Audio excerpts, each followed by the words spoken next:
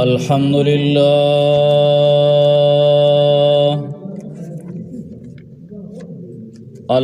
لله الذي أنزل على عبده الكتاب ولم يجعل له عوجا والصلاة والسلام على سيد الرسل وخاتم الأنبياء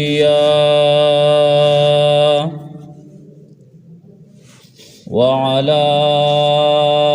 آله وأصحابه الأتقياء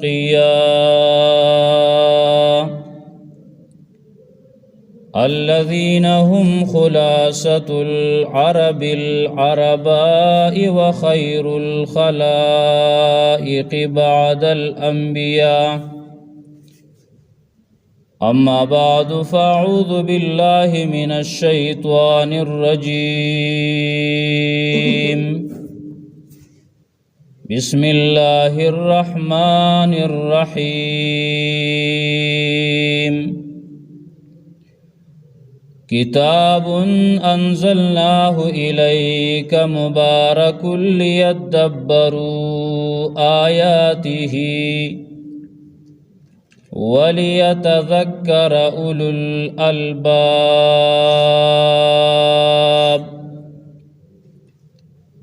سبحانك لا علم لنا إلا ما علمتنا إنك أنت العليم الحكيم.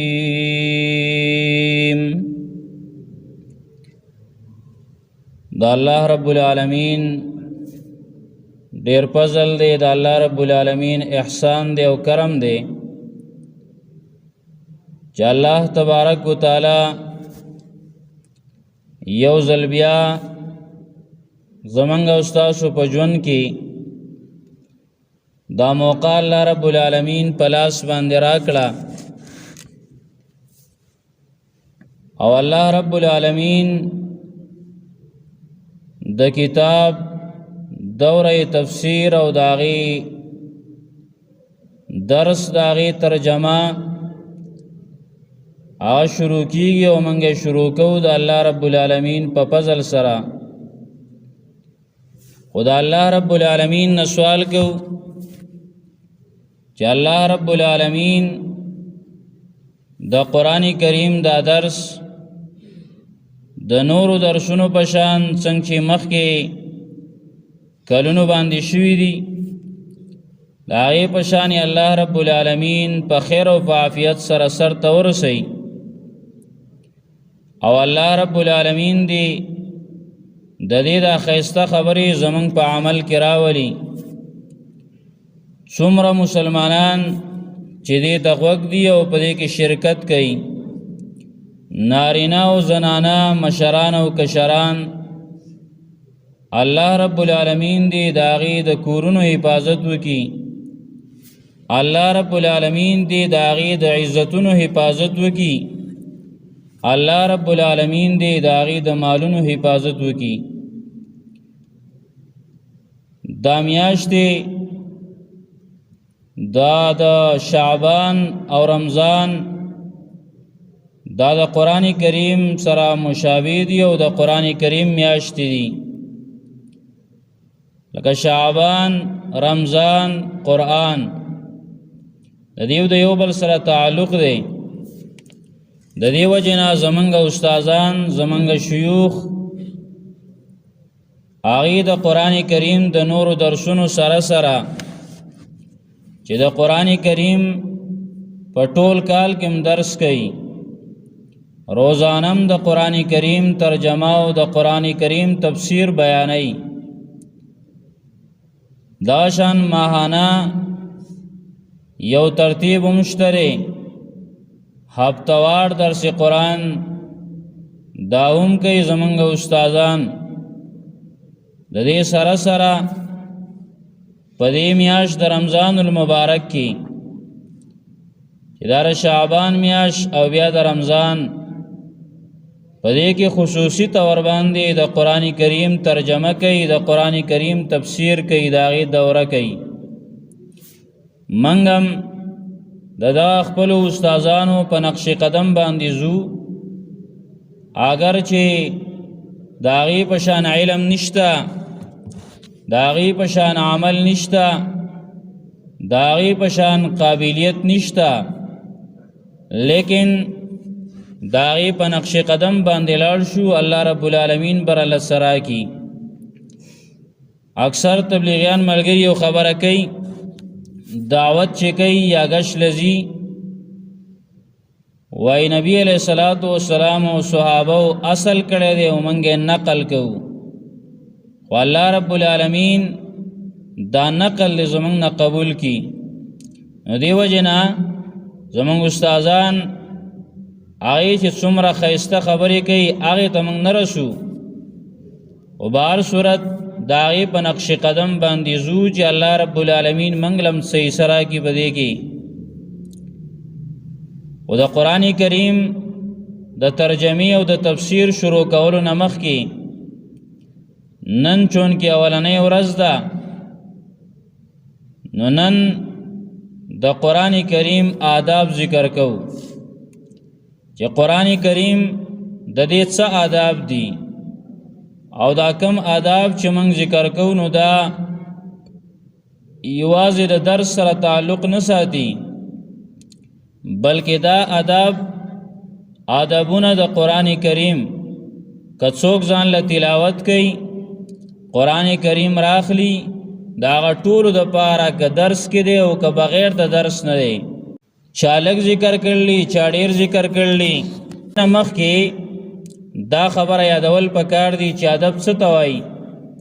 چې ادب منغو پیجنو. علماء کرام ذکر کوي وای دا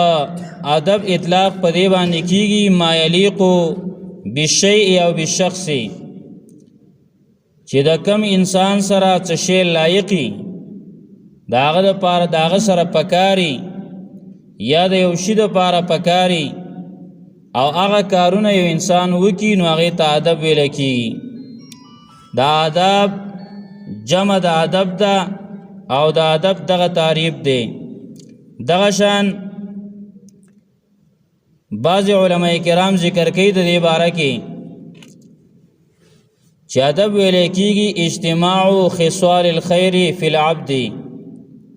د خیر خوونه د پیدې والا خوونه په بنده کې راجمع کېدل، او د خیر خوونه راجمع کېدل پچا کې دیتا ادب وای. خیسته صفات پکې پیدا شي، خیسته خوونه پکې پیدا شي، نو دغه ادبناک شي. دغه شان استعمال الخلق الجمیل، خیسته اخلاق استعمالول دیتم آداب ویل کیږي. او بیا د ادب د دې ډیر زیات فواید دي او ډیر پیدې دي. لکه پارسی کې وای با ادب با نصیب، بے ادب بے نصیب. چا کې ادبی هغه ته بس نصیب شي او سبا ورته میلاو شي، او چې څوک بے ادبی نو هغه ته هیڅ هم نه نصیب کیږي. ګوره کوم انسان د جماعت ادب ونکه د تر جماعت آخرونه او پیدې نشي ملاوي دي. دغه شان د قران کریم ادب چاونه کا د قران کریم چې کومه پیدې دي هغه ته نشي ملاوي دي. د استاد ادب ونه کا دتا هغه پیدې او ثمرات نشي ملاوي دي.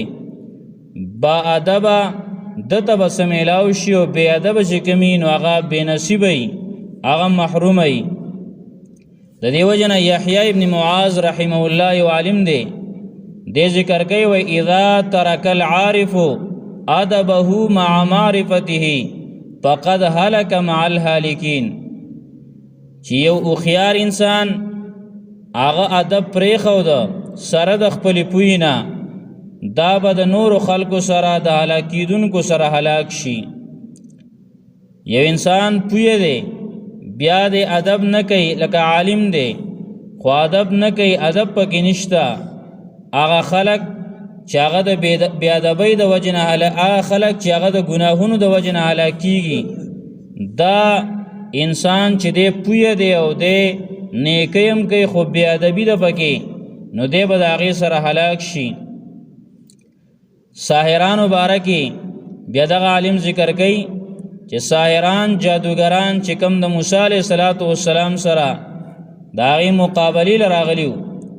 ابن کثیر رحمه الله فرمایي وَيَتَعَدَّبُوا مَعَ مُوسَى فَكَانَ ذَلِكَ سَبَبٌ لِإِيمَانِهِمْ. هغې د موسی علیه السلام ادب وکړه نو الله رب العالمین هغې ته ایمان نصیب کړه. د ادب د وجې نه هغې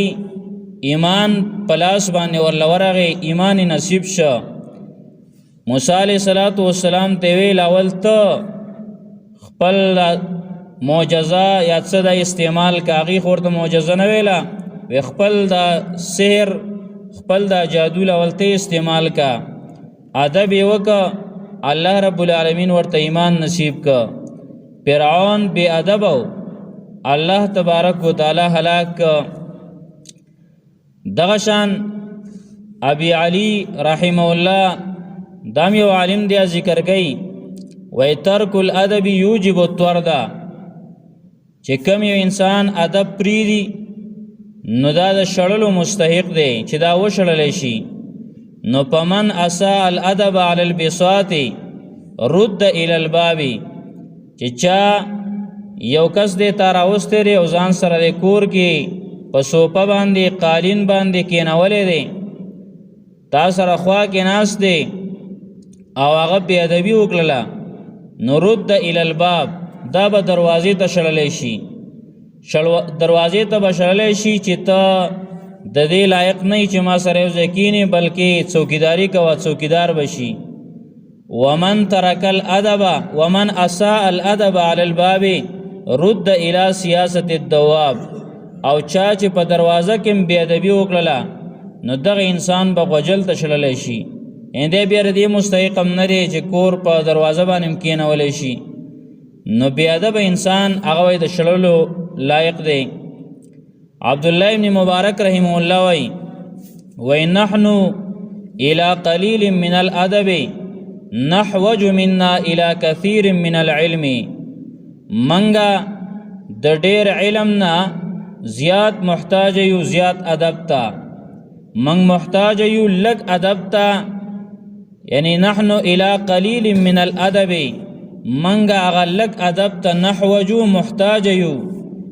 مننا زمنگنا الى کثیر من العلم دیر علم تا. یعنی آغا دیر علم تا دومره نیو محتاج لگا سمره چی اغلق ادب تا محتاج یو، چی ادب دا دیر ضروری شه دی او دا پزان کی راوستل پکار دی. ذنون مصری رحمه الله وی اذا ترک المرید استعمال الادب فإنه يرجع من حيث جاء. وی کله چې یو شاگرد یو مرید آغا ادب پریدی استعمال دا ادب پریدی نو فإنه يرجع من حيث جاء، دی آغا طرف تا واپس کی کم زینا چی دی راغلیو، زکا دتا سمیلاوی دی نشی. بے ادب محروم شود از فضل رب، پارسی دا شیر یو ٹکلا دا وی بے ادب محروم شود از فضل رب، بے ادب انسان دا اللہ رب العالمین دا فضل نا دا محروم ای. بیا پا دے کے دے آدابو کی دا کم چے نن انشاءاللہ تعالی وایو دا آداب دا قرآن کریم پا دے کی زینی دسی دی چی اگر دیر زیاد اہم دی او ضروری دی اگر با خامخا کے خامخا لازمی دی اگر او زینی آداب داسی دی چی اگر تاوکلو ثواب با ملاویگی، ثواب بتا تا داغی ملاوشی او دارنگی کود نکڑا پاغی بانی گناہگاری گی نا. لکه دا ادبونا ما رجمه کړلی نن په دې باندې چې د قرآن کریم آداب ځکه علماو ځینې چا ډېر لیکلي چا لږه مختلفو تفسیرونو کې او چا کم ذکر کړلی چا ډېر ذکر کړلی، خو د هغې نه اهم هغه انشاءالله تعالی وایو. لکه علامه قرطبي رحمه الله د هغه په تفسیر کې اکثر هغه بیا ټول لا جمع کړلی. یو ادب د قرآن کریم دا دی فمن حرمت القرآن الا یمسه الا طاهرا، د قرآن کریم یو ادب دا دی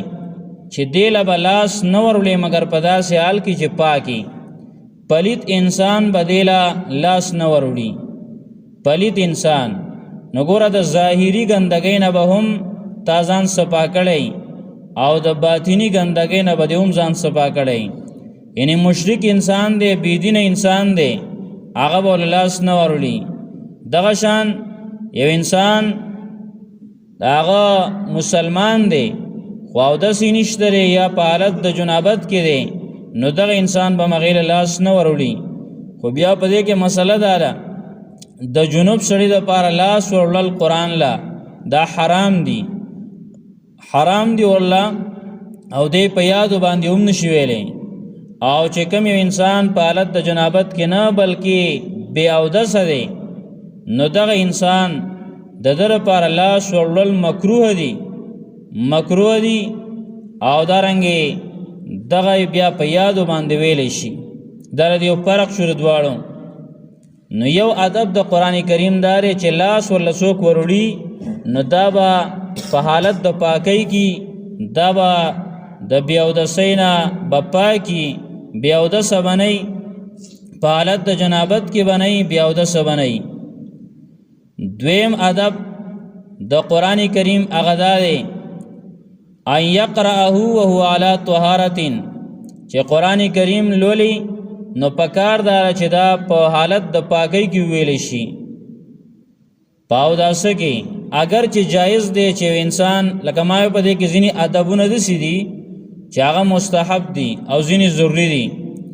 لکه اوس حالت د جنابت کې دی نو لاس به ورله نه وروړي دا ادب ضروري دی او که انسان په حالت د بې اودسۍ کې دی اودسې نشته لاس به قرآن کریم له نه وروړي بغیر د اودس نه په یادو باندې ویلی شي خو ادب دا دی چې په یادو باندې هم بیا اودس مه وایه یعنی پکار دا چې ته اودس د هغې دپاره وکړي دام د قرآن کریم ادب دی چې په اوداسه کې دا ویل پکار دی دریم نمبر ادب د قرآن کریم دا دی ومن حرمته او ځینې د دې د آدابونه او د دې د عزت نه دا دی چې انسان به مسواک استعمالی چې کله قرآن کریم لرازی یا قرآن کریم راخلی پکار دا چې د مسواک استعمال وکړي مسواک په هغه باندې خوله صفا کړي ویتخلل فاهو او دارنګې خپله دا خوله دا چې کوم دی دا صفا کړي په دې باندې صفا کړي وای ځکه اذ هو طریقو ځکه دا دی قرآن کریم لاره ده په دې باندې په دې خولې باندې دا ویلی کېږي او دغه الفاظ ته چې کوم وی نو د دې د زړه سره تعلقي نو دغه قرآن کریم په دې خوله باندې وی پکار داره چې دې تا مسواک استعمال کړی خوله دې پاکئ یزید ابن ابي مالک رحمه الله دی وای ان افواکم طرق من طرق القرآن فطهروها ونظفوها ما استطعتم وإذا ستاسو داخلی ان افواهکم طرق من طرق القرآن ستاسو داخلی د قرآن کریم د لارونه سلاری دی نو فطهروها کله چې قرآن کریم تاسو وای د قرآن تلاوت کوي د قرآن درس کوي نو فطهروها دا خپل خلی پاکوي ونظفوها او خی پاکی کئی مستطوعتم څومره چې ستاسو وسی یعنی د هر څه نه پاکي ظاهریم پاکي کئی او باطنی مطلب دا چې یو خو مسواک استعمالول خوله پاکول او دویم داره چې دغه خوله د نورو ګندګو نه په دې باندې کنځلې باندې کې بیا چې قرآن وی او قرآن کریم په دې خوله باندې وی نو د خوله صفا ساته په دې باندې به بد رد نه وي په دې باندې به غلطې خبرې نه کې په دې باندې به غیبت نه کې څومره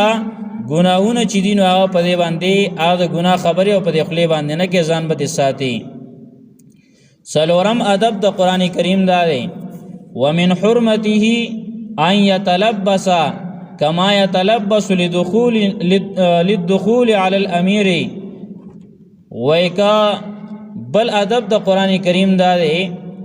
چې پکار داره چې دی ته دسی لباس واغوستلی شي داسې جامې واغوستلی شي لکه څنګه جامې سړی اغوندي او د بادشاه خواله ځي. ځکه مالک الملک دا د هغه خبرې دي، هغه د بادشاه د بادشاهانو الله رب العالمین دا هغه خبرې دي. نو پکار ده چې داسې لباس واچولی شي چې هغه لباس کم بادشاهانو خواله ځي چې د هغې نه هم د اوچت لباس شي. امام مالک رحمه الله بارک علما ذکر کوي دا د ائمه مجتهدینو کې د څلور مذهبه چې کوم دي پای کې یو لوی مذهب امام مالک رحمه الله د بارک علما ذکر کوي وای دبا یو خادم کېناولیو د کور په دروازه کې هغه ته ویلی وې څوک چې راځي او تپوس کوي نو ته ما ته وایه. هغه خادم به د خلکو نه تپوس کا او ورچا خواله رالی وي د امام مالک رحمه الله د امام مالک خواله رالم وی خات څه تپوس دی کې نو که چرته به امام مالک رحمه الله تب هغه سړي ویل چې یاره دا کس راغلی دی او تپوس کوي د قرآن د آیت باره کې یا د رسول الله صلی الله علیه وسلم د حدیث باره کې، نو امام مالک رحمه الله به غسل وکړه، خوشبویی به ولګوله او بیا به نوی جامې یا پاکی جامې هغه به واغوستلې، بیا به وروستو د هغه مسلې جواب ورکړه او قرآن آیت به وایه یا حدیث به وایه. چاته به د قرآن آیت بغیر د دین سرم نه وایه، دومره اهتمام ورله ورکاو. او که چرته به هغه د قرآن یا د حدیث خبره نه وه بیا به هغه دغه شان راووتو خبره به وکړه، خو باقاعده یو خادم کېنولی چې ته د خلکو نه تپوس کوه چې دا څه مسلې باره کې تپوس کوي، د قرآن د آیت باره کې تپوس کوي، که د حدیث باره کې تپوس کوي، که نور څه بله د فقه مسله د هغې باره کې تپوس کوي، نو قرآن او حدیث له به دومره اهمیت ورکاو چې هغې دپاره به غسل کاو، هغې دپاره به خوشبویي لګوله او بیا به ورته ویل. یو ځل وای داسې وشوه امام مالک رحمه الله ته په لاره کې ورته یو کس د مسلې تپوس یې ته وکوي دا پلان کې حدیث څنګه دی، وای هغه ټیم کې هغه سره امسا ورسره و په هغه باندې یې سړی ووهو. د حدیث تپوس یې په لاره کې وکړه هغه ووهه، وی ولې دا حدیث دومره سپک شو چې ته مانه لاره کې تپوس کې، دلته خو دا ګندونه دي دله پاک ځای پکار دی چې پای کې دا ویل پکار دی. بیا هغه سړی په هغه باندې ظلم وشو، بیا ځان سره راپاڅو داسې پرې نه خو راپاڅو ځان سره کور ته لاړ، هلته هغه شان غسل وکړه او دارنګې جامې واغوستلې پاکې صفا خوشبویي ولګوله او بیا د یو حدیث په ځای باندې هغه ته لس ویل. علما ذکر کوي وایي چې کله هغه ته دغه لس احادیث ویل نو سړي ویل چې لږ نور یې موالی وي، ځکه دا د علم یو طالب و، هغه ویل چې لږ نور یې موالی وي، لږ ډېر احادیث به راته ویل وي. لس احادیث یې ورته ویله ځکه هغه ته د یو تپوس کړی و په لاره کې، خو هغه وی خره چې وی والم کور ته بوتلم لس احادیث مې ته یاد کړه. دغه شان د کې نو دا د قرآن کریم د ادب هغې دومره خیال کاو چې دې ته دې خیال به ساتي. د قرآن کریم دا د الله رب العالمین یو لوی کتاب دی. 5 نمبر ادب دا دی ومن حرمته ان يستقبل القبلة لقراءته. بل د قرآن کریم ادب دا دی چې کله ته د دې تلاوت کې نو پکاردار چې قبلې ته کېني، اگر چې اوس د درس ماحول دی دې کې دغه ترتیب نه کېږي ځکه دا د یادولو دپاره، خو که چرته انسان ځان له تلاوت کوي او ځان له ناست دی نو پکار داره چې دې قبلې ته مخ کړي، قبلې ته شا کوي نه. ابو العالیه رحمه الله د ده باره کې راځي وایي اذا قرأ اعتم ولبس وارتدى واستقبل القبله. ابو العالیه رحمه الله چې به کله د قرآن کریم تلاوت کو پټکې به وو، اعتم پټکې به وو، ولبسا او دغه شان نوی جامې یا صفا جامې چې کم یعنی هغه انځلې شوي هغه جامې به واغوستلې هر ورځ، ورتده څادر به په ځان باندې راواچو ځکه دا هم د یو عزت شیز دی، واستقبل القبله او قبلې ته به مخ کو او بیا به تلاوت کو. دا د قرآن کریم ادبونه دي. شپږم نمبر ادب د قرآن کریم دا دی ومن حرمته ان یتمزمز چې قرآن کریم تلوي پدې کې منس کی مثال په تور باندې انسان لاړی ټوکړي یا بلغمی ټوکړه نو پکار دار چې د خلک کنګال کی دا د قرآن کریم ادب دی وم نمبر ادب دا دی اذا تصاب ایمسک عن القراءه چې کله قرآن کریم لولی او پدې کې تعالی ارګمې راغې نو په دغه وخت کې قرأت بند کا لوستل بند کا زکدار شیطان د طرف یو وسوسه سستی په دې سره پیدا کی دا په دې دلالت کی چې د انسان کې سستی پیدا شوی دا کله نا کله انسان ارګمی شروع کړه نو دا په انسان کې سستی پیدا کیږي او سستی په کې راغله نو دل ګوره په مانځ کې کدا چاله راشي نو په کاردار چې په خله باندې لاس کیدی او دې په دا ټیم کې خپل چې کوم مونږ وای نو هغه بن کی ځینې خلک هغه وخت نه ضایع کوي نو کچرتا په دې منځ کې په مانځ کې مولا دغه ارګمې راشي خله واځي لاس خلای خودل در کنار خو دې پاغه واځه خله باندې هغه سبق وای واځه خله باندې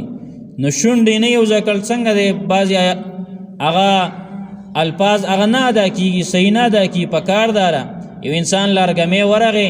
ډېر په دغه وخت کې خپل ویل بن کی دغه ټیم کې د ویل نه کوي او لاس دې په خله باندې کیږي لاول داخله دې نه کولاوي خو کچرتا خامخا کولاویږي نو بیا په کار دره چې لاس باغی باندې کیږي نو دام د قرآن کریم ادب دی چې قرآن کریم چې کلوي او په دې کې ارګمې درغه نو بیا به قرآن وینا په دغه ټیم کې بل غلې شي چې دغه ارګمې ختم کی بیا به قرآن کریم شروع کی اتم نمبر ادب د قرآن کریم دا دی ان یستعیذ بالله فی ابتداء القرآن فی ابتداء القراءه چې د قرآن کریم چې کله شروع کې اول کې د قرآن راواغستو اعوذ بالله من الشیطان الرجیم بوي اعوذ بالله بوي ان شاء الله تعالی چې کله د اعوذ بالله بحث راشي پای کې بردي مکمل تفصیل کو خو دلته صرف دومره واوري چې اعوذ بالله دا صرف د قرآن کریم هغه پر خاص دی ګوره دا بل سپوري بل چلویل پکار نه دي دا صرف په قرآن کریم پر خاص دی چې کله تر قرآن آیات وي قرآن شروع کې قرآن وي نو په دغه ټیم کې پکار دی چې اعوذ بالله وي تر دې چې احادیث او نور کتابونه څومره چې دیني خبرې دي هغه ته اعوذ بالله نه وي هغه ته صرف بسم الله الرحمن الرحیم ها دا د قرآن صفت دی او د قرآن خصوصیت دی چې د قرآن آیت وین هغه ته اعوذ بالله من الشیطان الرجیم بسم الله الرحمن الرحیم بیا په هغه مکمل تفصیل به ان شاء الله تعالی راشي نهم نمبر داري چې اذا اخذ في القران لم يقطعها ساعه فساعه بكلام الادمين من غیر ضروره چې قران کریم د کله شروع کا نو د خلقو د خبرو د وجه نه با دا وخت په وخت باندې کټ کینا لکه مثال په تور باندې ته تلاوت هم کې آل تبل سره غپ هم لګي اگر ته خبره وږي او ته دلته قرآن یو آیات وی بیا غته وی چې خان پلان کې وخت کې څنګه چلو بیا غ قسم ور سره کې نو دی باندې الله رب العالمین خپکیږي ځکه دا د الله خبرې دي دا الله خبرې دي په منځ کې بده بل جهان ضرورت دی قرآن به بند کی هغه سره خبره وکا هغه خبره ختم شوي بس بیا قرآن کولاو کا خو چې ته یو خبره کېلتا او دلته قرآن وی یو ټکی وی بیا هغه سره خبره کې بیا وی بیا هغه سره خبره کې نو دا د قرآن کریم بیا ادبی ده د دې نه ځان ساتل پکار دي دغه شان لسم ادب د قرآن کریم دا دی ومن حرمته ان يقف على آیت الوعد چې کوم ځای کې الله رب العالمین د جنت کوم وعده کړي هغه آیات باندې پکار دره چې ودرېږي خدا له کیږي چې ترجمه باندې پوي کنه د سپیاسي څوک چرته ودرېږي چې کوم ځای کې الله رب العالمین وعده کړل د جنت او د نور نعمتونو وعده کړلی په هغه آیات باندې ودرېږي او چې ودرېږي نو بیا د الله رب العالمین نه سوال وکړه فيرغب الى الله تعالی ويسأله من فضله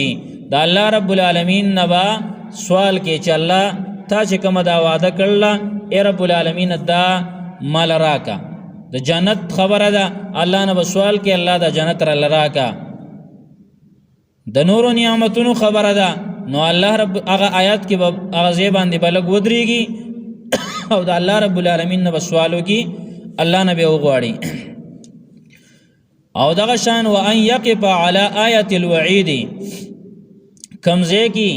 د سزاګانو ذکر شوی دی د جهنم ذکر شوی دی او دغه تکلیفونو ذکر شوی دی نو پاغه زبانه بم ودرېږي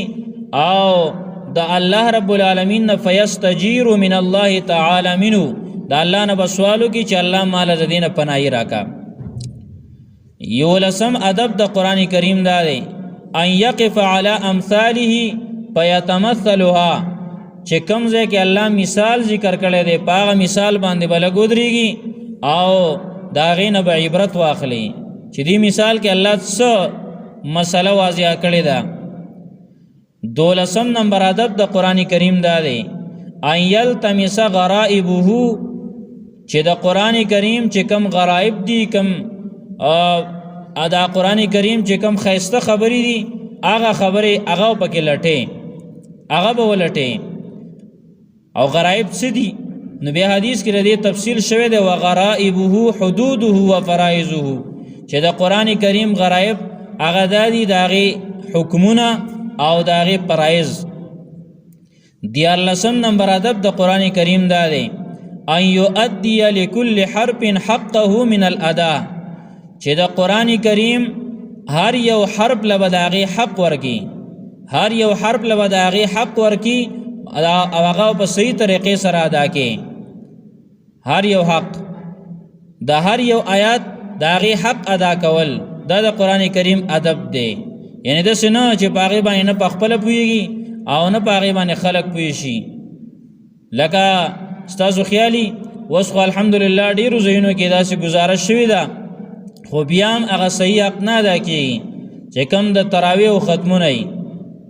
حالان کې پدا ختم باندې ثواب نه ملويږي چې کله داغه حق داغه خیالونه ساتل شي داغه بی ادبی وکړل شي داغه بی ادبی د وجنه به الټه ګناګاری لکه ځینې خلک یو عالم ذکر کول هغه بعض خلک خداسي او بعض قاریان چې هغه ودرېږي نو بس صرف بن بن بن بن بن او اخره کې غفورا او بیا چې کوم دنو غن غن غن اخره کې شکورا صرف چې کوم دنو په غفورا شکورا حکیمه په دې الفاظو خلق ویږي او نور منس کې بس لګیای هیڅ پته نه لګي او دغه شان کده پکې څه پکې وي زګړیر ناشنا خبره اغازنی دا پخوانی هغه دا سکیږي په یوش په ختم کاونو پای کې پتن لګي څه ویل ځکه یوش په د قران کریم کې ختم کول دا بی ادبی ده چې انسان په یوش په کې وای دا د یوش په کتاب خو نه دی دا خو په قلاره باندې ویل پکار دی الله رب العالمین قران کریم کې فرمایي په قلاره قران وایا په قلاره او کله چې حافظ قران ته د قیامت په ورځ باندې ویل کیږي چې ته د جنت په درجاتو باندې خيجنو الته او تدسي وای چې په قلاره وایا الته په قلاره وایا څنګه چې په دنیا کې په قلاره وایا دال پاز دي څنګه چې تا په دنیا کې وایا په قلاره هغه شان په قلاره قران کریم وایا او د جنت په دې پړو باندې خيجا او برزا دارنګي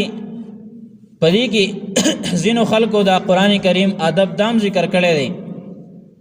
چیرې قران کریم ته یو آیات وایا نو ان یصدق ربه فی آخر الآیه چې کله تار قران کریم آیات وایا نو په اخره کې د خپل رب تصدیق وکا یعنی صدق الله العظیم وایا یا صدقت یا ربنا دال فاز وایا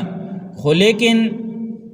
دی مسل دی خبره کې دا مې ځکه ویل چې دا مسله واضح شي کنه یعنی دا ادب باز خلق وای چې ردم ادب دی چې د قران کریم په اخره کې صدق الله العظیم ویل شي یا صدقت یا ربنا ویل شي خدا خبره کمزوري ده ځکه د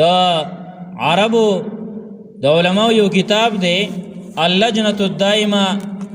هغه تقریبا 23 جلدونه دي 23 جلد کتاب دی او فتاوا ده او پای کې وای چې دا صدق الله العظیم ویل پای کې چاته سوال کړی دی چې بعض خلک تلاوت وکي دا هغه په اخره کې وای صدق الله العظیم وای دا الفاظ وای نو آیا دا ثابت دی کنه نو هغه وای چې دا رسول الله صلی الله علیه وسلم او د صحابه نه دي ثابت نو چې کوم یو خبره د نبی علیہ الصلوۃ والسلام نه ثابت د صحابه نه ثابت نو پای کې به خیری اس خیر پای کې نشتا که چرته دی کې خیر وي نو چرته هم صحابه نه پرېخه ځکه صحابه اغي ګوره زمنګ نه پنه کوي پس ډیر زیات کړمنو او اغي پنه کو پس داسې ګرځیدل او داسې مهنت وکاو کوشش وکاو چې بل څوک غني شي کولای خو نه نبی علیہ الصلوۃ والسلام ویل دی او نه صحابه ویل دی د دې وجنه دې نه ځان ساتل پکار دي کله نه کله چا وایا نو بیا علماء چې جواز لري ویل شي خو لیکن دا لازم اول چې هر ځای کې تلاوت کې او اخره کې صدق الله العظیم هر ځای کې وي نو دا ویل نه دی پکار دا غي وجه دا چې نبی علیہ السلام او صحابه نه دی ویل کله نه کله چا ویل نو ګناګاری کوم نه خو لیکن ځکه لازم به نه غني لازم ځکه هغه خبره لازم ځکه الفاظ د دې دا کوم الفاظ چې دي بالکل صحیح دي صدق الله العظیم رښتیا ویل الله تعالی چې لوی ذات دی بالکل الفاظ هم صحیح دي خو چون کې نبی علیہ الصلوۃ والسلام او صحابه نه دی ویل نو ویل دا غي نه دی پکار او ځینې خلک بیا دا په دې په معنا باندې نه پوهیږي خو صرف دومره بعض خلک دا غي نه د یاد کی چیرې دا په اخره کې دار شي په اخره کې ویل کې څه پکار دي لکه بعضی خبرې خلک کوي د خندا ویو سړی هغه تللی او د عربو ته دی په عربۍ باندې نه پوهېده هلته ډریور ته چې کله زه را رسېدل نو ډریور ته اوس وایي چې یاره دا زه مې راورسېدو او بس که نور نه ځمه دلته معکوس کا خو اوس دی عربي خو ویلی نه شي اوس سوچ کوي چې څه وویم نو آخر کې د هغه په څټې لاس راښکلی او صدق الله العظیم نو بعضې خلک بیا د دې لپاره وایي هغه وایي چې دا که څه بس هر ځای کې چې کله هغه کم شي سر ته رسېږي نو هغه کې به صدق الله العظیم وي نو خلک بیا دا وایي چې په هر اخره کې دا ویل پکار دي نو ځینې خلک بیا په حدیثو کې بیا دا وایي صدق الله العظیم یعنی داسې هغه بزرګۍ کې چې لږ مخکې شي که نه نو د دې وجې نه داسې الفاظو نه حتی الوسه ځان ساتل کله نه کله چا ویل نو بیا ګناهګاریږي هم نه خو لازم کوي بیا نه په ځان باندې چې خامخا یې وایي څوارلسم ادب د قرآن کریم دا دی چې په دې کې به ځان له آیاتونه خاص کښېنه چې ته د خاص آیاتونه راولي زما پکې دا آیات خوښ دی دا مې خوښ دی دا مې خوښ دی آیاتونه پکې ځان له راغونډې او پای کې ثواب زیات ګڼې نو دا ناروی ده د قرآن کریم بې ادبي ده کم تا ته ښه یاد دي مانځه کې ویلی شي بالکل ټیک ده هغه داسې ده چې تا ته ښه یاد دي اوس کم تا ته نه دی یاد او نه شي ویلی نو ټیک ده خو د دې مطلب دا دی چې ځان له خاص کولو څه مطلب شو چې ته هغه راغونډ کړي چې دا زما خوښ دی او دارنګې دې کې ثواب به زیاتي یا دې کې به ثواب زیاتي نه په دې کې یوه خبره ده چې دم د پاره خاص کولی شي لکه اوس هغه تجربې سره تعلق ساتي چې ته ویره په دې آیات کې بس ما ته شفا میلاو شوې ده نو هغه بار بار ویلی شي چې یاره په دې کې حالان کې قرآن کریم ټول د شفا لپاره دی خو ستا په کم باندې مطمئن شوی زیات په هغه د یقین زیات جوړ شوی دی ځان له ویلی شي خو هغه نور او ټول قرآن ته به یو شان ګوري پنځلسم ادب د قرآن کریم دا دی چې قرآن کریم به کولاو نه پرېږدي کله د دې نه پاسي او زی چرته قرآن کریم به کولاو نه پرېږدي بیا به ځینې خلک په دې کې داسې وایي ویره قرآن به کولاو نه پرېږدي شیطانان پکې سبق وایي نو دا خبره هم غلطه ده شیطان ته ګوره او سبق ته ګوره شیطان چې سبق ویلی خو ښه وه چېرته ځینې خلک جانماز داسې وایي کولاو مه پرېږدئ او جانماز راغونډوئ ویره شیطانان پې مونځ کوي شیطان ته ګوره مونځ ته ګوره شیطان چېرته مونځ کوي هغه که مونځ کولی وی داسې به خدای غر کړی وی خو مونځ نه کوي دا خبرې غلطې دي خو کولاو به نه پرېږدي ځکه دا د قرآن کریم بې ادبي ده نور شیطان سبق موق نه وایي خو دا د قرآن کریم بې ادبي ده قرآن به کولاو نه پرېږدي شپاړسم ادب د قرآن کریم دا دی چې په قرآن د پاسه بس شي نه کړي. یعنی ګوره که ډېر لوی کتاب تا د ښکاري خو په قرآن د پاسه به نه کړي. دا قرآن د ټولو کتابونو نه لوی کتاب دی، د ټولو کتابونو نه. په دې باندې د پاسه به یو کتاب هم نه کړي. دا د قرآن کریم بې ادبي ده چې د پاسه څه شی کې دی. دا شان 18 نمبر ادب دا دی چې دا قرآن کریم به په ځمکه باندې نه کړي. که ځمکه ډېره صفا ده، ډېره پاکه ده، خو په هغې باندې به قرآن نه کړي، بلکې که قرآن وی تلاوت کې نو په غېږ کې ونسه، یا په تپایي باندې کېده وه، په اوچت ځای باندې کېده وه، خو په ځمکه باندې به نه کړي. 18 ادب د قرآن کریم دا دی چې قرآن د هغې لیکلی شوي الفاظ، د هغې لیکلی شوي الفاظ چې کوم دي دا به چې کله تا په یو څه باندې لیکل دي، مثال په طور یو بورډ باندې، تختې باندې هغه تا لیکل دي، نو دا به بیا چې ورانې نو بالکل ورانولی شي. د یو مثال په طور باندې بورډ باندې تا ولیکه د پوی دپاره، او بیا ورانې لکه ماشومانو ته سبق دی لیکه، آیات دی ولیکه، نو بیا خو به خامخا ځکه بورډ باندې بل څه به ورته لیکي، بیا بل آیات به ورته لیکي، نو ورانولی شي، خو دا په لاړو باندې به نه ورانې. ولکن یغسله بالماء، دا په اوبو باندې به وینځي. په اوبو باندې مثال تختې باندې ولیکلی شو ماشوم ته، نو هغه بیا په اوبو باندې انزل. خو چې کله په اوبو باندې هغه وینځي، نو بیا بل ادب درې دارې، بل ادب درې قرآن کریم دارې چې دارې وینځه. ومن حرمته اذا غسله بالماء، کله چې دارې په اوبو باندې وینځه، نو هغه اوبو به بیا په پلیت ځای کې نه ګزاري، هغه اوبو دپاره به صفا ځای ګوري. په داسې ځای کې به هغه اوبه نه اړ دی چې په هغې باندې خلک ګرځي، بلکل شړې ته به هغه اوبه بیا وړي او په هغه ځای کې به اچي. بل ادب د قرآن کریم دا دی الله یخلی یوم من الایام من النظر الى المصحف مرتن، چې پتا دې داسې ورځ رانشي چې تا پای کې قرآن ته نه کتل. یعنی هر ورځ به یو ځل خامخا قرآن ته ګوري، اگر که ته حافظ یې، اگر که ته قاري سوي، اگر که تا ته په یادو باندې یاد دی، خو ورځ کې یو ځل خامخا قرآن کریم ته کتل پکار دی. دا قرآن کریم ادب دی، او دا بې ادبي ده چې انسان ورته ونه ګوري. او موږ کلونه تیر شي، الله رب العالمین دې رحم وکړي، کلونه تیر شي او قرآن کریم هغه راوانه غیستلی شي، هغې ته ونه کتلی شي، او دارنګې دوړې په هغې باندې پرتې.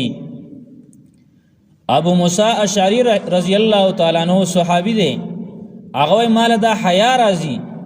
چې زه د الله رب العالمین کتاب ته ونه ګورم، کومه ورځ کې زه د الله کتاب ته ونه ګورم ماله د الله نه حیا راځي، بلکې زه د الله کتاب هغه ته ګورم. دغه شان 21 نمبر ادب د قرآن کریم دا دی ومن حرمته ان يعطي عینیه حظهما منه. قرآن کریم تبا خپل سترګو تبا د قرآن نسی سور کې، یعنی په دې سترګو باندې باغه ته ګوري چې د سترګو هغې ته په هغې باندې وکتلی شي، او د هغه قرآن کریم ته په دې سترګو باندې وګوري او څه حصه هغې ته ورکړلی شي. 22 نمبر ادب د قرآن کریم دا دی ومن حرمته، او بعضې د دینه چې کوم دی نو د دې د عزتونو نه او د دې د آدابو نه هغه دا دي چې الله یتأوله عندما یعرض له شیء من امر الدنیا، چې د دې غلط تعویل به نه کې، غلط تعویل. او د دې مثال بیا دی امام قرطبی رحمه الله ذکر کړی دی، وایي والتعویل مثل قولک لرجل اذا جاءك جئت على قدر یا موسی. وایي د دې مطلب دا دی چې ګوره قرآن کریم به د دې څه دپاره نه استعمالوي، دنیاوي کارونو دپاره. لکه یو سړی دی د هغې موسی نوم دی، او ته ورته هغه ستا خوا را روان دی، ته ورته وې چې جئت علی قدر یا موسی. دا د قرآن کریم آیات دی چې راغلی ته په یو خاص اندازه باندې ای موسی. نو وایي داسې به ورته دا الفاظ به د قرآن کریم د خپل دنیاوي خبرو دپاره نه استعمالوي. یا دغه شان مثال په طور باندې خوراک تیار دی، او ته میلمنو ته وی چې کلو وشربو هنیئا بما اسلفتم فی الایام الخالیه، وای دا الفاظ باندې استعمالی. او د دې وجه نه دا یو کتاب لیکل شوی دی هغه کې چې په کوم خبرو باندې انسان کوپر ته رسیږي اکفار الملحدین. نو آی کتاب کې دا خبرې دي چې په دې انسان کوپر ته رسیږي چې قران کریم د دې قسمه خبرو د پاره استعمالي. لکه مثال په تور ته راغلی غزه کې دا چې کم دیګ دې کټوي دا هغه کې څنيشته رهته لکه سباقیات صالحات شته کنه. نو دا باقیات صالحات دغه د قران کریم آیات او الباقیات الصالحات هغه باقی پاتې کېدونکې نیک عملونه او ځینې خلک د الفاظ استعمالي غوري هغه باقیات صالحات څشتو کنيشته وای په دې خبرو باندې انسان کوپر ته رسیږي. نو د قران کریم آیاتونه هغه به د خپل دنیاوی پیدې لپاره نه استعمالي چې هغه نه یو ملنډه جوړه کی او دغه شاند کې د خپل د دنیا د کارونو لپاره هغه استعمال کی. درشتم نمبر ادب د قران کریم دا دی ومن حرمته الا یتلا منکوسا چې قران کریم به الټه نه وي. لکه بزینه قاریان هغه خپل مهارت خلکو د ښکارا کوي و يرزا د ټول صورتونه د داسې سری کو نه غویل شمه دا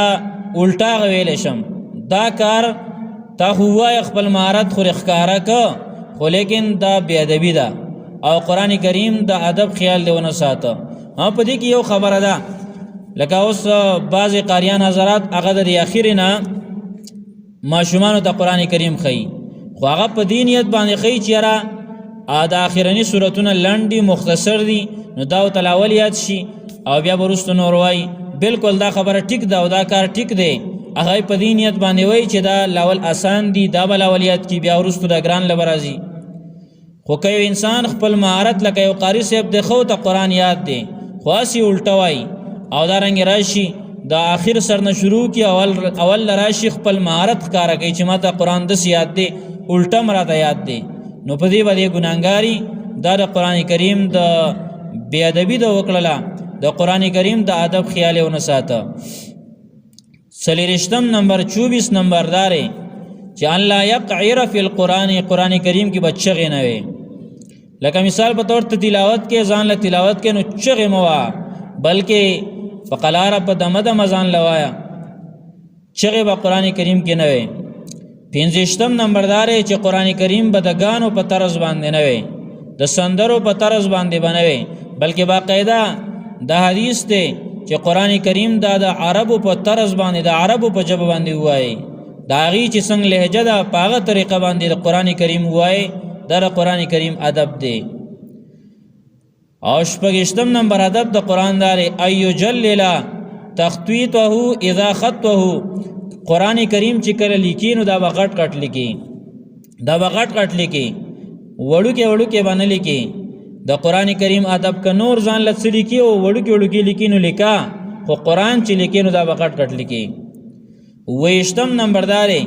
چې په یو بل باندې با جار نه کې تیزی و نه کې لکه مثال په تور خلق ډیر ناس دی د قران کریم تلاوت کوي نو هر یو لپاره دی چې غلې وای دا سینه چې یو دا غزنه چې وی بل دا غزنه اکثر ختمونو کې دا کار کینو د قران کریم بی ادبی کوي. دا پکار دار چې هر یو انسان ځان له قران کریم پټ پټه باندې وای تلاوت د قران دی نو یو بل تبغوګم کی خو دل شي او قران کریم بم ویل شي ټول یو شور جوړول د قران کریم بی ادبی ده. دغه شان اتهشتم نمبر الله يتوسد المصحف ولا يعتمد عليه قران کریم د دین او بالغ نه جوړي لکه اکثر عربیان کې ځینې خلک داسي چې هغه د قران کریم هغه ته بیا ډډه ورته وي او قران کریم هغه نه یو بالغ جوړ کی نو دا قران کریم بی ادبی کوي. دغه شان ولا يرمي به الى صاحبه اذا اراد ان يناوله قران کریم بد نورو کتابونو شان دا گزارینا د هر کتاب ادب پکار دی خو قران خاص تور باندې لکه یو کس ته وایي ته دا قران دا کا دا سينو درونه سکیچ کنو دا کار د قران کریم بی ادبی ده گزارې بینا. او بل ادب د قران کریم دا دی 13 نمبر ومن حرمته الا يصغر المصحف قران به وړو کې کېنا دا به وړو کې کېنا چې وړو کې تعالی کلی دا قرآن کریم بی ادبی دا چې قرآن کریم واړه واړه چاپونه دا جوړ کی. نو ردی وجنا چې وړو کې چاپ ناروا دي نو سپاری کول په طریقه اوله ناروا دي. سپاری کو او هغه سپاری بیا ګرځي او یوځه پرتی یوځه چا په شاکل ختمونه لوړي بل ځتا. دا قرآن کریم بی ادبی دا چې دا سپاری کی او دا چې کم دین هغه داغي بیا خیال نه ساتل کی، داغي ادب هغه بیا نه ساتل کی، ځکه یوځه سپاره پرته او بل ځای پرته. د قرآن کریم ادب دار چې دا به غټ مصحفي دغه شان یو درشم داري ومن حرمته الله يخلط فيه ما ليس منه. قرآن کریم کې با هغه سندند کې چې کم د قرآن حصہ نه ده تر دې پورې ګوره د امین نه منګه وایو کنده ولضالین نو بیا ورپسې موږ سوایو امین. خدا په قرآن کریم کې نه دی لیکلی، دا احتیاط د پاره چې څوک ونه وایي چې دا د قرآن حصہ ده. د دې وجه نه د نبی علیه الصلاۃ والسلام په دور کې نبی علیه الصلاۃ والسلام باندې بچ کله قرآن نازل شو، نبی علیہ السلام با صحابو ته دا ولیکي، کاتبینو ته دا ولیکي، او احادیث مبارک نبی علیہ السلام دا باندې لیکي. احادیث د قشن یاد کړو. ها بیا ورستو چې کله قرآن جمع شو هغه یاره ختم شو چې قرآن کې به څوک ځان سور نه باسي، نو بیا احادیث ولیکل شو ورستو. وس احادیث لیکل شي او دارنګ لیکل شوی دي کتابونه شته. خو هغه ټیم کې نبی علیہ الصلوۃ والسلام وی چرته قرآن کریم سره ګډ وډ نشي، نو حدیث ملي کوي قرآن لیکي. او بل ادب د قرآن کریم دا دی 2 الله یحل بالذهب چې پسرو زرو باندې بعد سرو زرو به بدل نه ورکه، پسرو زرو به لیکینا زکه بیا به قرآن کریم ته خلق په دینیت نه ګوري چې دا د الله کتاب دی، بلکې خلق به اسری دي او بارنګ یو قرآن پټ کوم ټول نستې په غوسیږي بیا باغی ته ګوري غلاګانی وکي. نو قرآن کریم دا د قرآن کریم بی ادبی دا چې انسان په سرو زرو باندې هغه ولیکي. دغه شان 3 ادب دا دی ومن حرمته الله يكتب على الارض ولا على حائط، چې قرآن کریم با په دیوال باندې نه لیکي، په ځمکه باندې نه لیکي. کاغه د جمعات دیوال ولې نه دی او قرآن به نه لیکي. هغه وجه دا ده چې دا قرآن کریم بی ادبی په دې کې کیږي. قرآن کمخې دی لیکي په جمعات کې، مثال د جمعات دیوال خو پاک دی، او کمخې دی لیکي نو د هغه منګزارو د هغې توجه خرابي. که شاته لیکي شاور ترازي او که چرته په کورونو کې په دیوالونو باندې یا په سکول کې یا بل ځای کې د دیوال باندې د قرآن کریم آیات لیکي، نو د هغې بې ادبي خو ډېره زیاته کېږي، ځکه هغه دیوال په هغې باندې ګندګي بیا ورځي، په هغې باندې مختلف د حشرات الارض کربړ وغیره دا چې کوم دی دا پې ګرځي. د دې وجه نه په دیوال باندې بدانه لیکي او نه به په ځمکه باندې لیکي. او 4 ادب د قرآن کریم دا دی چې دا قرآن کریم چې کله د ختم کو نو بیا به شروع کې. دا د قرآن کریم ادب دی، بس کې به نه که بس دکله دا بې ادبي دی وکړه، ختم دی که بیا به شروع کې. دی وجه نه دا زمونږ د دین د مشرانو د هغې نه مونږ ترتیب پاتې شوی دی چې قرآن کریم کله ختم کی بیا سر دوباره تقریبا د 15 آیاتونو پورې دوباره ویل دا پکار دي. او دا قرآن کریم ادب دی چې بیا به شروع کې. 15 ادب د قرآن دا دی چې دا مستحب دی چې کله د قرآن ختم وکي نو خپل اهل او عیال، خپل دوستان، خپل ملګری اگر جمع کی او ير د قرآن کریم اختتام دی. دام د قرآن کریم ادب دی، خدا مستحب دی. کراجمه د نکلا نو هم څه ګناهګاریږي نه، خو کراجمه د کلا نو ثواب به موشي. 14 ادب د قرآن کریم دا دی چې الله تكتب التعويذ منه ثم تدخل به الخلاء، چې تعویذونه به د قرآن نه لیکي چې بیا غزان سره بیت الخلاء ته مړي. ها کچرتا هغه ګوره کوم علما چې د تعویذ اکثر چې دی کې ځینې خلق د هغې نه مکمل انکار کړی دی چې تعویذ سره شته نه، خو بعضې وایي چې نه شته صحیح تعویذ د قرآن کریم نه ولیکلی شي. خو بیا د دې ادب به کې د دې خیال به ساتي دا په نمونو پورې نه تړي، دا به په د غوا په لکۍ پورې نه تړي، خپو پورې به ول نه تړي، د ماشوم خپې پورې به نه تړي، او ماشومان خو به تلوس هغه ساتي ځکه هغه په هغې باندې څومره بې ادبي د هغې کېږي. نو د قرآن کریم تعویز دی جوړ که بیا به د هغې خیال ساتي. ها بیت الخلا ته به ځان سنوړي، ها که چېرته په یو کپړه کې بنو د هغې خپله پرده وه په هغې کې بنو نو بیا وړلی شي. او دقه شاندګي د دې سره سره د موبایل مثال هم دی، موبایل کې د سره قرآن کریم دی. نو دا قرآن که دا کله په دې سکرین باندې داسې تا ته واضح ښکاره نو په دغه ټیم کې د دې بیا حکم دا دی لکه دا مصحف چې زموږ مخې ته پروت دی، په سکرین باندې تا کولاو کړی چې کله کولاو نو په دغه ټیم کې به دله بیا اودسه لاس هم نه وروړي، او دا به دغه شان کولاو به ځان سره باتروم وغیره ته هم نه وړي. ها چې کله تا دا بند کړی دی نو بیا هغه ځان سره وړلی شي، بیا ټیک د موبایل ځان سره وړه. اکثر خلک هغه یاره موبایل کې قرآن وایي، قرآن مې ډیلیټ کړو، اعوذ بالله داسې خبرې کوي، وایي دا مې ختم که او زه پکې ګانې دي راسه پکې. د الله بنده چې قرآن او ګانې مقابله راغله نو ته پکې ګانې پرېږدي او قرآن دې ډیلیټ کې، بلکې قرآن پرېږده او ګانې ډیلیټ کا. نو قرآن کریم د هغې ادب دا دی چې دا به ګنده ځایونو ته نه وړي. اووه دېرشم دا دی چې قرآن ته غوږ ایښودل دام د قرآن ادب دی. وَإِذَا قُرِئَ الْقُرْآنُ فَاسْتَمِعُوا لَهُ وَأَنصِتُوا لَعَلَّكُمْ تُرْحَمُونَ. کله چې قرآن کریم ویلې کېږي هغې ته غوږ کېږدوئ او واورئ او چپ شئ د دې لپاره چې په تاسو باندې رحم وشي. اته دېرشم چې دا هغه کارونه نه ځان ساتل چې کم د قرآن کریم د فهم نه انسان هغه بندوي، هغه کارونه چې تکې لکه خاص کر تکبر، نو په هغې باندې قرآن کریم پویه ته نشي حاصلولی. لکه دا خلک دي چې دې ته د قرآن کریم پویه نه نصیب کېږي. ډېر کسان ذکر شوي دي خو لیکن د هغې نه یو څه وایو. یو فی قلبه بدعتون، د چا په زړه کې بدعتي انسان ته د قرآن پویه نشي میلاویدی، نشي میلاویدی ورته د قرآن باندې مهارت نشي حاصلولی چې د چا په زړه کې بدعاتي. دغه شان بل د قرآن کریم د چا په زړه کې تکبري، د چا په زړه کې تکبر دی نو هغه هم د قرآن کریم پویه نشي حاصلولی. دغه شان د چا په زړه کې خواهش پرستی ده هغه هم د قرآن کریم پویه هغه ته نشي میلاویدی. د چا په زړه کې د دنیا محبت دی هغه ته هم د قرآن کریم پویه نشي میلاویدی. دغه شان همیشه یو ګناه کوي اگر چې وړه ده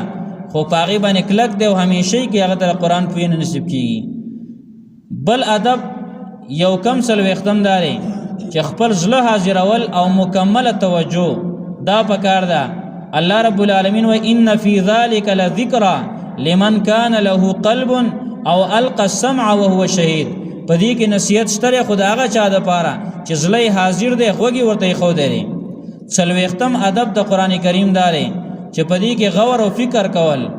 الله رب العالمین په دغه آیات کې وایي دا کتاب دې موږ نازل کړی دی لیدبروا آیاتي، چې د دې په آیاتونو کې سوچ او فکر وکړلی شي. نو سوچ او فکر کول په دې کې دا د دې قرآن کریم ادب دی، او دا سوچ او فکر بغیر د ترجمې نه کېږي. یو څلوېښتم ادب د قرآن کریم دا دی چې خپل نیت صحیح کول. که نیت چېرته صحیح نه وي بیا د قرآن کریم د هغې بې ادبي ده او دارنګه قرآن کریم نه پویه بیا نشي حاصلولی. داسې نور آداب هم علماو ذکر کړلی. الله رب العالمین دې دا موږ چې کم آداب ویل الله رب العالمین دې دا په موږ کې پیدا کړي. دعا وکړئ رب العالمین موږ چې دا کم آداب ویل رب العالمین په موږ کې راوله. الہ العالمین د قرآن کریم د پوی چې یا رب العالمین زموږ راضي شه، زموږ خوشحاله شه. څومره مسلمانانو چې د درس قرآن کریم واورېدو الہ العالمین د هغې ټول شرعي حاجتونه پوره کړه. رب العالمین دا قرآن کریم د دورې تفسیر شروع شو، الہ العالمین په خیر او عافیت سره سر ته ورسوه، هیڅ قسم مشکلات په دې کې مه راوله. رب العالمین موږ ټولو ته آخر وخت کې دا کلمه نصیب کړه لا اله الا الله محمد